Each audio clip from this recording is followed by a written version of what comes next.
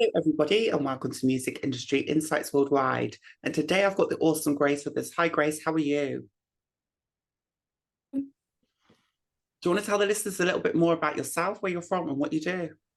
Yeah, so I'm Grace and I'm from Liverpool and I am a musician and sort of gender equality activist whose work sort of spans the UK and Europe at this stage. And I'm the founder of GENIE, which is an online database of over 380 projects at this point across 26 countries, supporting with gender equality in music. That's fantastic. Thank you so much for sharing that with us, Grace. And do you want to tell us how long you've been in the industry and how you got to this stage?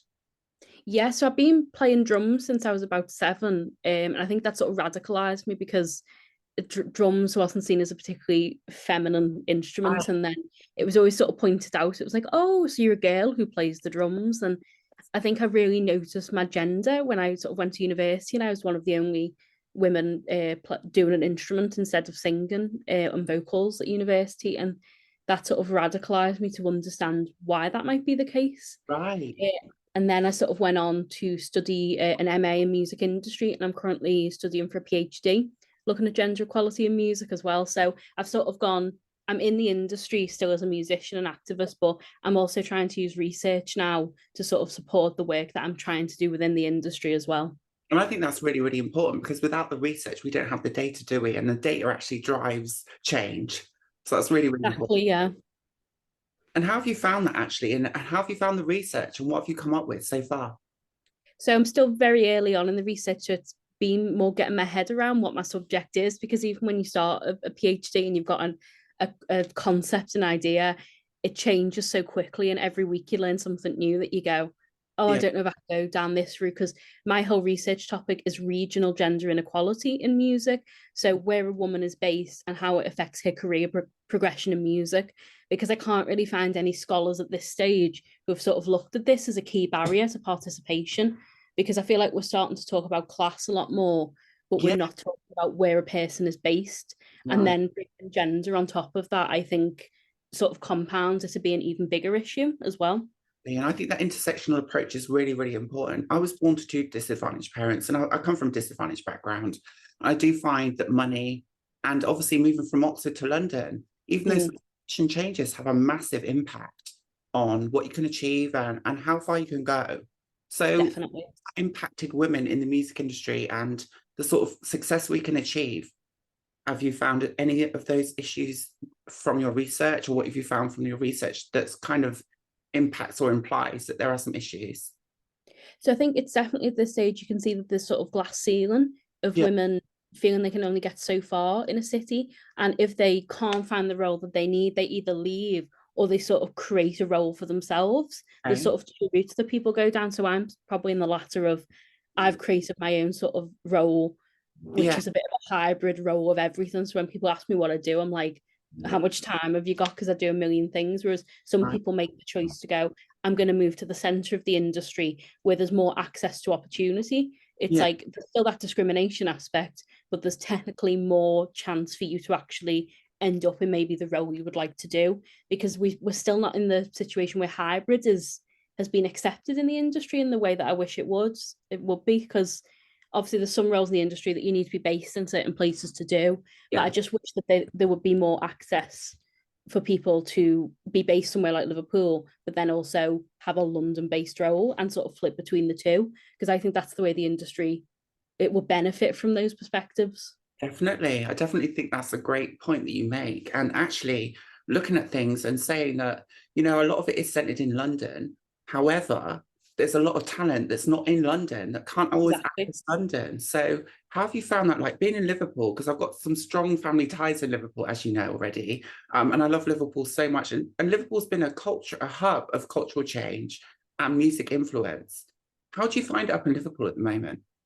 So I think it's definitely a sector that it really punches above its weight as a place, because it's quite small. It's a relatively small place, but there is a really robust industry here, which is really good.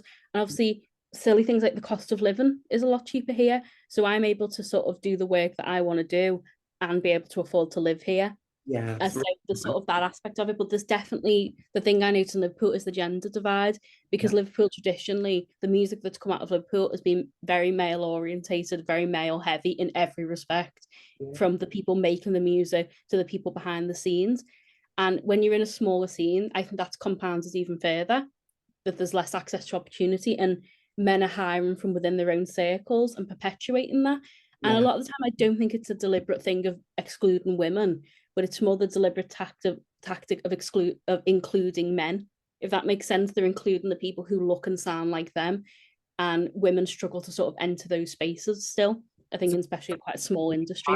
is what you would say, right? So people that look like you, that are like you, will put you in because you're like us, kind of Yeah, thing. because it's comfortable, isn't it?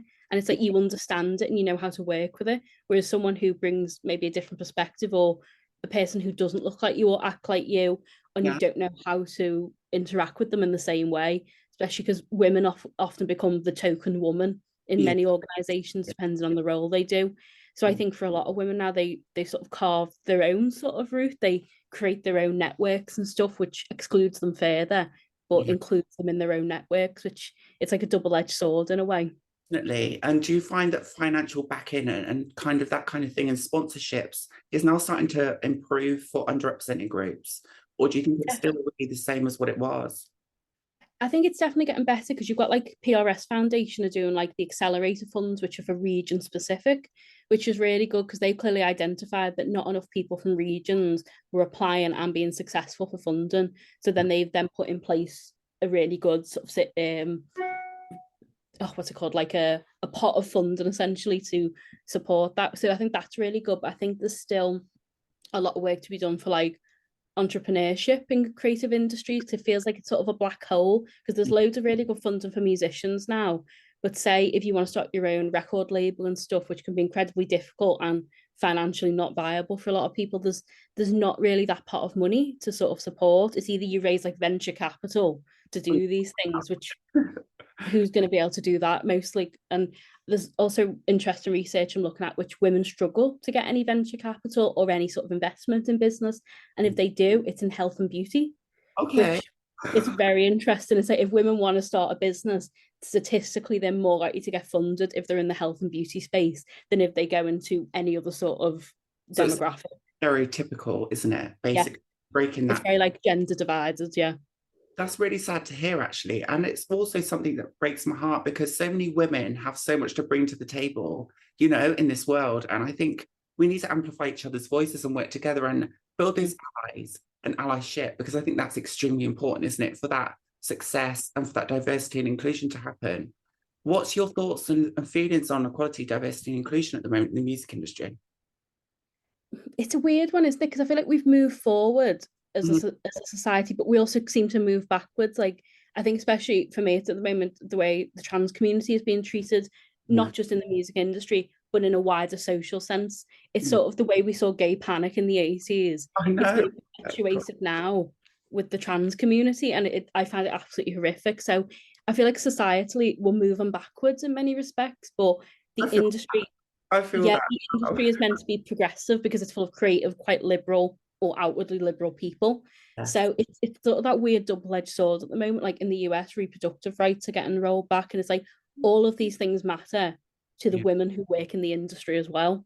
Then. So I think that's my problem. It's like no matter how much in the industry we seem to all be holding hands and being incredibly liberal and supportive and of causes and stuff, there's sort of that weird thing of like, well, if we're all doing that, but society as a concept is moving backwards. Yeah. But it's a weird place to be at the moment, I think, especially I know we've just had a change of government here, and I think it'll be interesting to see how that goes as well. Crossed. Fingers crossed. And do you actually find that obviously being in the creative industries, women are getting more kind of visibility and representation. Do you think that also helps inspiring the next generation of talent to come along and say, I feel part of this, I am part of this societal change, this cultural shift? Because I think music is a massive part of that, isn't it? Yeah, I think it's so much easier for you to consider a career in something if you've seen someone else already do it. And I think especially the way the UK education system is it's not like you sit down and they're like, you can be a music lawyer, you can work in PR, you could work in music marketing, you could be a top session musician. those career paths aren't really taught in the way that other career paths are.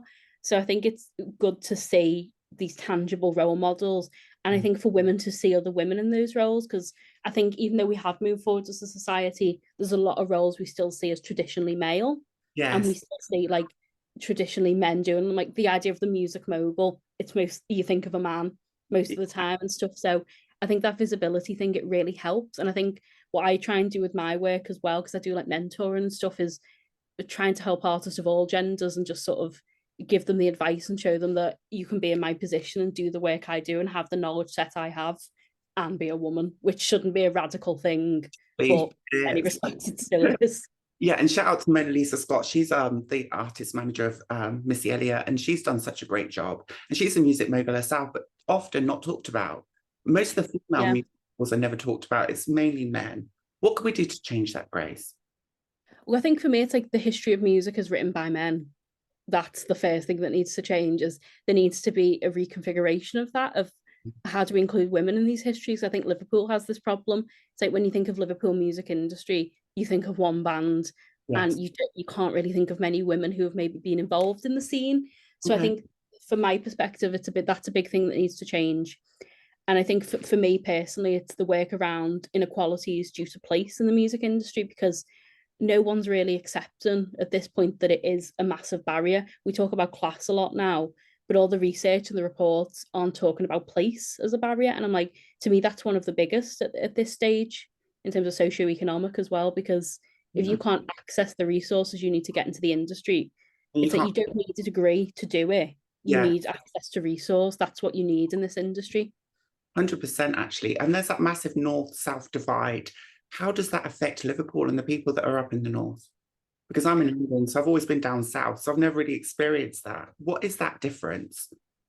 Yeah, so I think it's the access to resource thing. I think it's the visibility and also funding, and Yeah. even silly things like access to public transport, access to support networks, access to projects like youth funded, council funding, all of these things. It's like Liverpool is quite robust in that respect, but in general, if you look at investment in the north versus the south, there is this big divide, and then Yes. that does have an impact on creative and cultural industries, because you've got more access in education, especially in the south, to educational courses through GCSE and A level.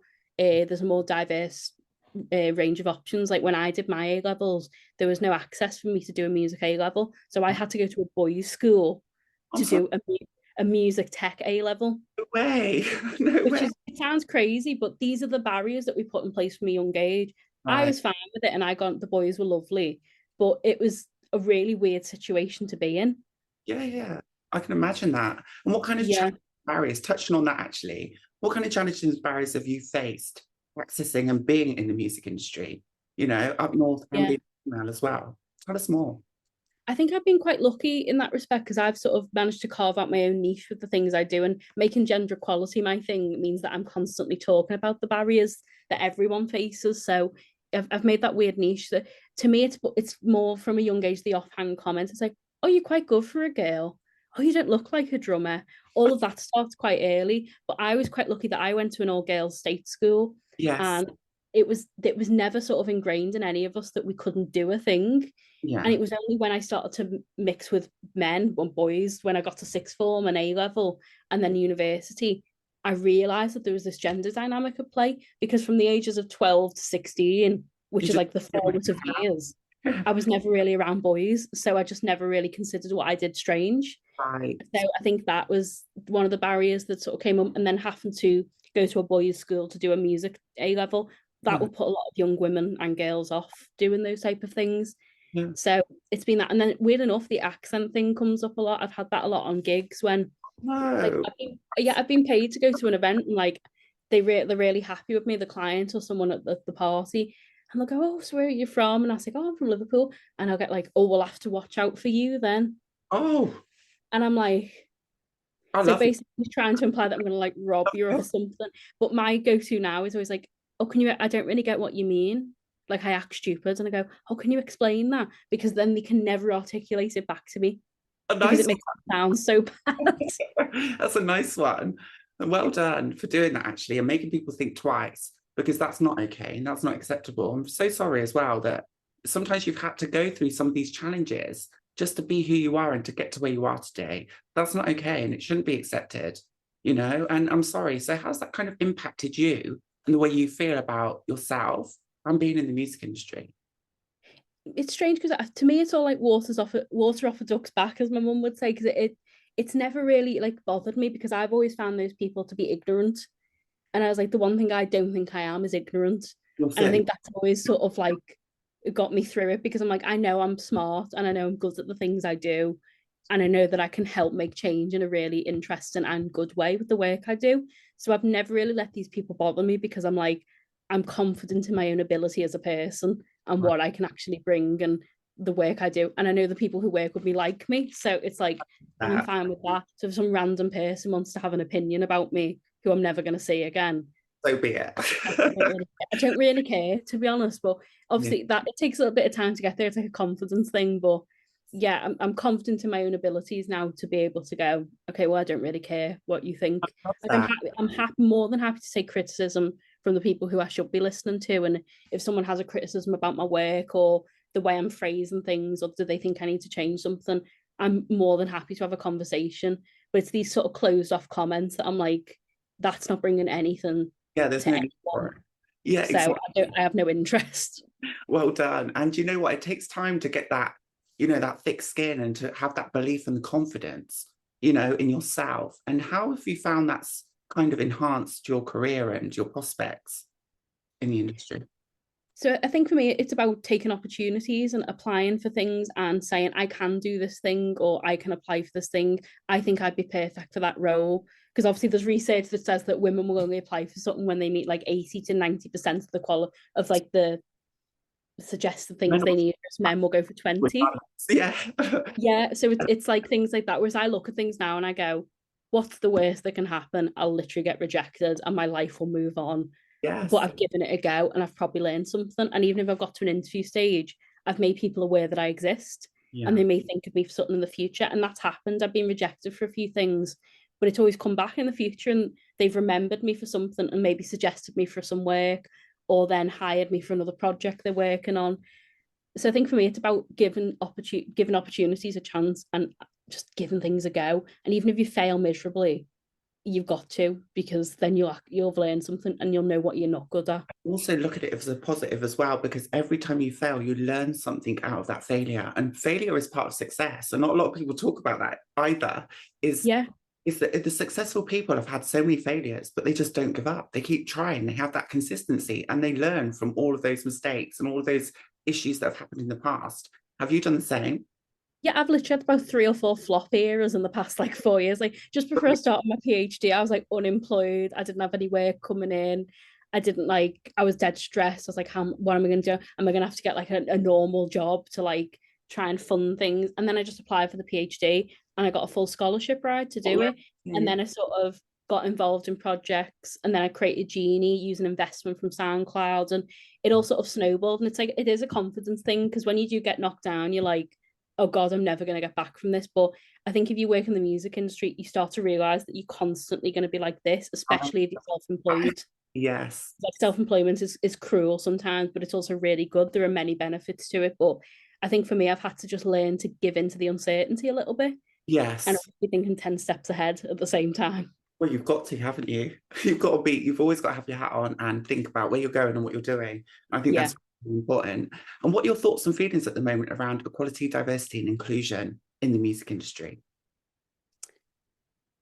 So like I said, yeah, I think we're doing better and there's some great projects that are going on. But my problem is a lot of the like with Genie is obviously projects that support with gender equality. A lot Yeah, of them are absolutely brilliant, but they're underfunded and don't have the resources to sort of really have the impact they need. And that's not the fault of the people running them, because a lot of these people are giving up their free time and sort of their space and their knowledge for free to sort of support other women in the industry.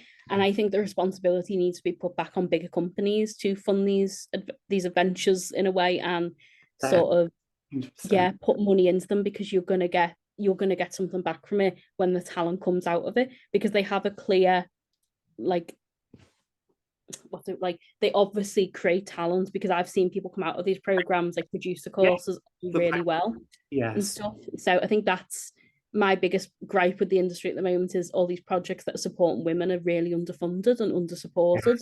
Yes, and I don't think we've got much of an intersectional approach on that either. We look at it as male or female, Definitely.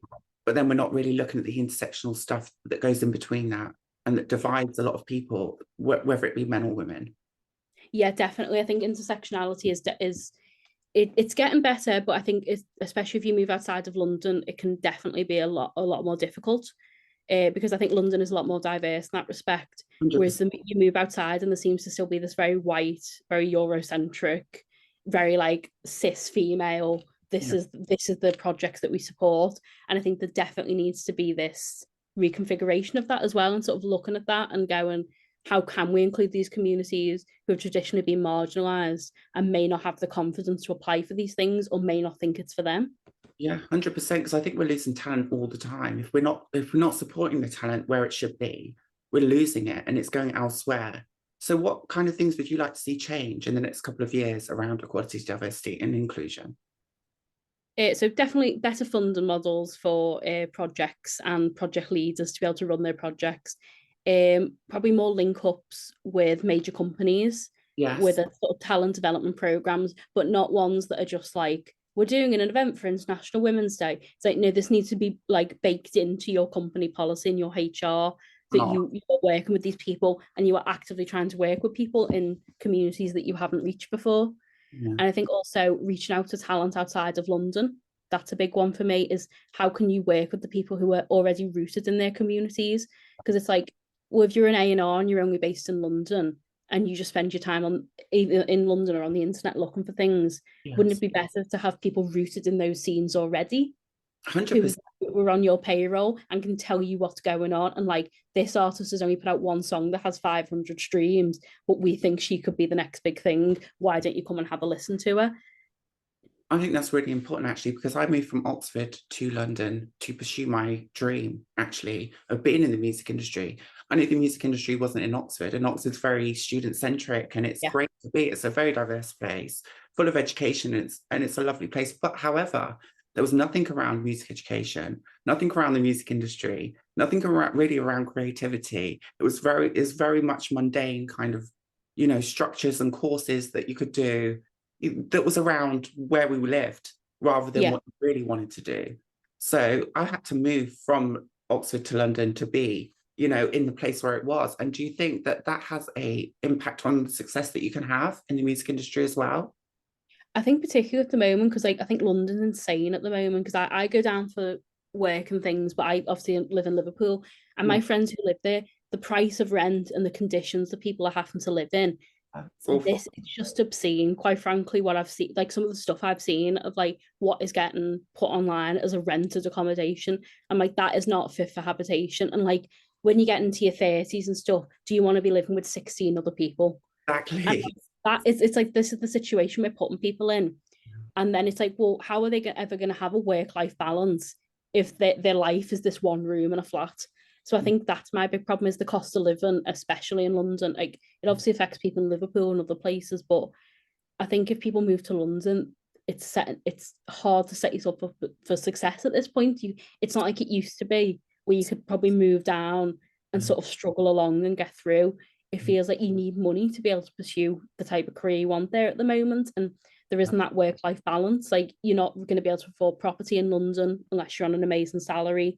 Got my You're not drive. going to be able to have your friends round. I can't even You afford can't driving drive. anymore. Yeah, I can't Yeah, afford it. literally, there's like, it's all these silly things that you don't think of. Whereas like me in Liverpool, I'm on track to like have money to buy a house in the future and move out, and silly things like that. It's like, this may not seem connected to my job in the music industry, but it's this work-life balance thing. And it's like, this wouldn't be possible for me in London, paying like 80% of my salary out to And a, basically, a, a corporate landlord for yeah, somewhere that probably isn't the type of house I'd probably like to live in. yeah. So I think these are some of the things that come up. It's like I said, all of it is wider political and societal issues that then impact on the people in creative industries who are traditionally quite underpaid and in quite insecure work conditions anyway. Yeah, yeah, yeah. And I think that also affects kind of people's progression, but also their mental health as well. You know what I mean? Definitely. Massive impact on that. So do you think that cultural differences and age differences have a massive impact to play in the way and how much we can achieve inequality, diversity, and inclusion at the moment in the music industry? I think definitely, because I think there's still this the sort of the gender divides there, but the age divide is an interesting one, because when I speak to older people, Yeah. and it depends where they're getting the news from and stuff, and they're taking headlines about the concept of woke, and I'm like, woke just simply means not being racist or homophobic and stuff. It's not that deep. It's like, you just don't be a dick. That's all you're trying to do. So I think it's definitely that. So even when I speak to people that I do like gender equality work, sometimes it gets a bit of an eye roll, and I'm like, and I've had people go, why do we really need any of that stuff now? Don't women sort of have equality? And I'm like, I've heard well, that it's easy for you to say that, like you're a man who's worked in this industry quite for 40 generally. years. Yeah. Yeah, and you're probably in the top like 20% of salaries in this company. It's like, well, yeah, of course, you've never had to think about it. So I think there's definitely still that age divide thing, and I think there's still a bit of an issue between women in age divides, like older women who have maybe fought for their position and Yes. then feel a bit nervous to invite other women into the space because they've had to fight so hard for their one space. Yeah. And it's not like the space is expanding. The space is staying the same, but with the one woman in it. So Yeah. bringing in other women may feel like a threat to your career. And it's like, I get it. Do you get what I mean? I've seen it in action with women acting like that. And it's like, but you can see from a societal perspective how it's got to that stage. And it's like, men are competing in a very different way than women are for roles. Yeah. 100%. I think that's so true what you're saying, actually. And it's also understanding about, sometimes they call it the queen bee phenomenon, don't they? Like, Yeah, that's exactly what it's called. yes, I remember someone sending me some research on this, actually, and I found it really, really interesting. So if you looked at your research and the stuff you've done so far, what are the biggest disparities that you're finding at the moment, especially with doing Genie and putting everything into a database? So let's talk a little bit more about Genie, what it is and how it can help other people in the industry.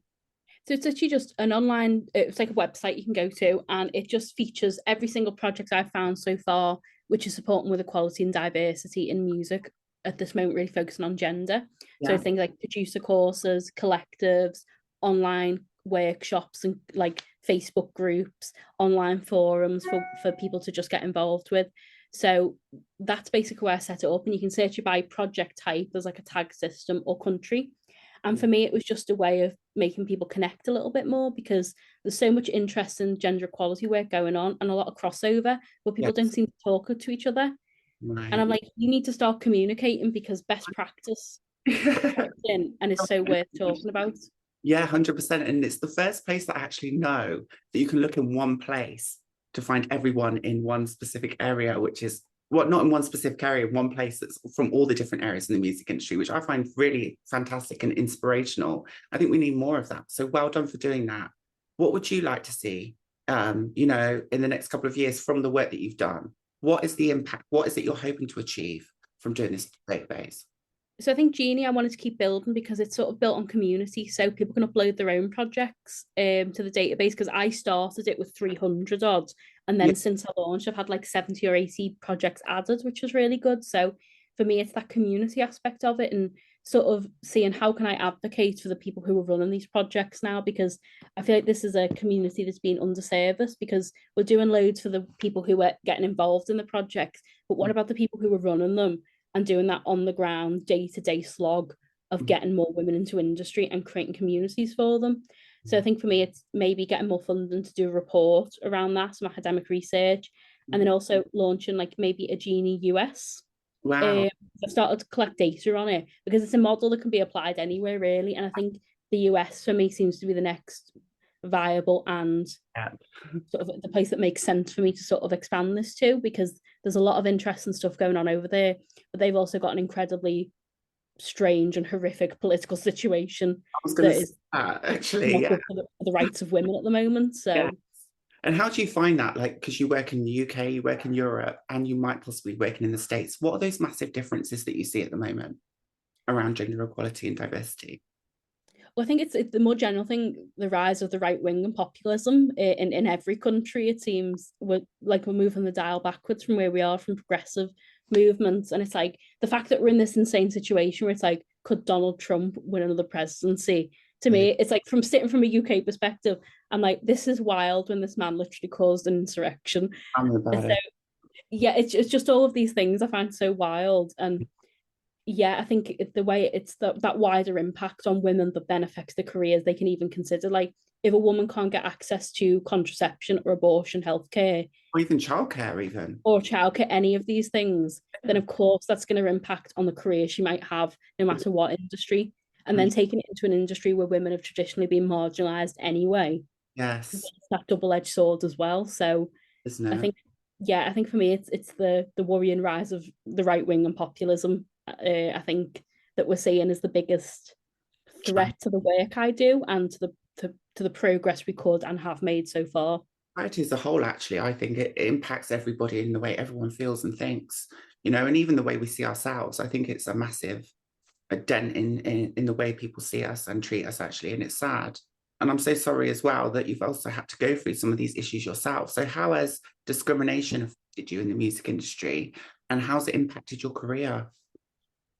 To be honest, I think I've been incredibly lucky, which is horrific to say, that I haven't really had any major issues or problems. I've worked with a lot of people who've had a lot of very horrific situations they've been in. Mine's been more the offhand comments that haven't really affected my day-to-day life, but I've not really been blocked from my career progression and all things like that. I've not had any sort of really horrific situations happen to me, which it's depressing that I have to even caveat that, but that puts me in a very privileged position in this industry. So yeah, it's more seeing the experiences of others that have sort of affected me more, to be honest, and hearing, God, this is actually happening, because I'm a white woman. I'm from quite a comfortable background. It's like I'm quite closeted in that respect. No, like I've Yeah, not really had the hardship that others have had with those yeah, intersections as well. So I, I've been incredibly lucky. So it's then about me educating myself on yeah, all the things that can go wrong and have gone wrong societally and historically for women. And yeah. then how can I counteract that with my work? That's amazing. I wish there was more people like you, Grace, in the world. God, wouldn't it be nice? Before we go, because we've literally got 5 minutes left of the show. So thank you again for coming along. Is there any major wins or successes that you'd like to share with us? And also your handles if anyone wants to get in touch or find out more Yes. about the work that Jeannie is doing. So Genie is on Instagram at Genie Database, and it's also www.geniedatabase.com. And you can get in touch, find projects, and if you know of a project that we don't have, there's a form on the website where you can add a project as well. So I'm always very keen to get more people to do that.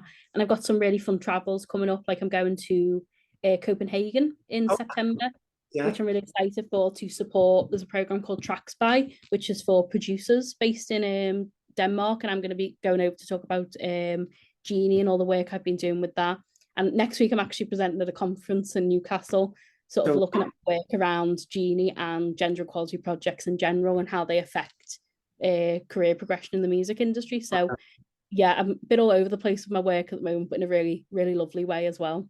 good, fantastic. And if anyone wants to connect with you or find out more, have you got any details that they can connect with you? Any Instagram, any Facebook or LinkedIn Yeah, profiles? so LinkedIn's probably the best. I'm just like Grace Goodwin. You'll be able to find me because of Genie on that. And then my email is gracegood14@yahoo.co.uk. Very old school email. If anyone wants to get in touch with me about anything and chat about my work or chat about your work, 'cause I'm always wanting to meet new people who are offering a different perspective than me from my work, because I find it's so interesting to hear about how someone might approach the problem differently and then Yes. learn from them, or they can learn from me. So I'm very open to that as well.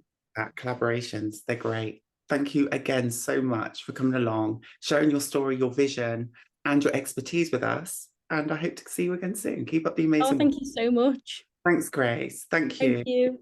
Bye.